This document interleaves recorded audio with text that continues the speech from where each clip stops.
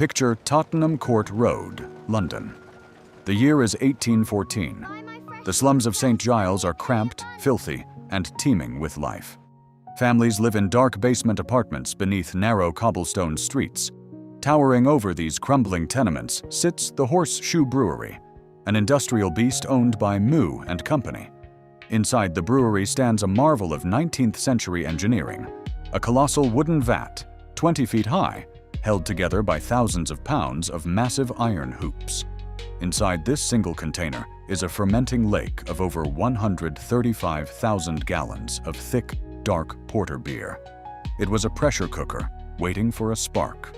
At 4:30 p.m. on October 17th, an employee named George Crick noticed something wrong. One of the massive 700-pound iron hoops surrounding the vat had snapped off. Now, hoops slipped or broke occasionally, so Crick didn't panic. He wrote a note to his supervisor to fix it later. He never got the chance. An hour later, the remaining iron bands gave out all at once under thousands of tons of hydraulic pressure. The giant vat didn't just burst, it violently exploded. The blast shattered the heavy timber walls of the brewery and triggered a catastrophic chain reaction, rupturing neighboring vats. In seconds, more than 320,000 gallons of fermenting beer poured into the streets. A 15-foot-tall wall of dark, churning liquid surged into the St. Giles slums. It was a tidal wave of alcohol moving with terrifying velocity. The surge crashed through brick walls, tore away doors, and ripped the roofs off small wooden homes. The real horror hit the basements. Water and debris swept downward, trapping families inside low-ceilinged rooms that filled with alcohol in seconds. 8 people tragically lost their lives that afternoon. 5 of them were mourners attending a wake for a young child in a basement apartment when the wave burst through the wall. None died from alcohol poisoning. They were crushed by falling masonry or drowned in the sticky, dense surge.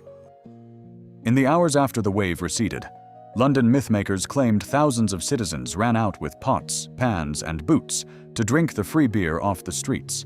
But the reality on the ground was far gloomier. The air smelled so heavily of stale malt and alcohol that the scent lingered over St. Giles for months. Survivors spent days digging through thick mud, debris, and soaked timber to pull bodies from the wreckage.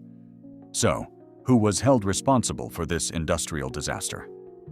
Moo and Company was taken to court by the victims' families. But after listening to the testimony, the jury decided that the failure of the vatite was entirely unpreventable.